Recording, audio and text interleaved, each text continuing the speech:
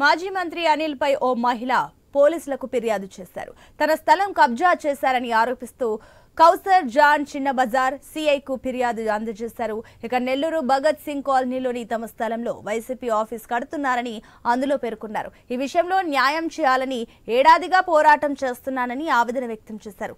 తమ భూమి 2.5 ఎకరాలు ఆక్రమించారని తెలిపారు. అధికారులు దీనిపై విచారణ జరిపి న్యాయం చేయాలని విజ్ఞప్తి చేశారు. నాకు న్యాయం చేయాలని తిరుగుతున్నాను సార్. నేను నా ల్యాండ్ అంతా అనిల్ కుమార్ గారు జప్తీ చేస్తున్నారు సార్. ఆ ల్యాండ్కి నాకు న్యాయం చేయాలి సార్. అందుకే నేను ఈరోజు ఇక్కడికి వచ్చాను సార్. స్టేట్మెంట్ ఇవ్వటానికి వచ్చాను సార్.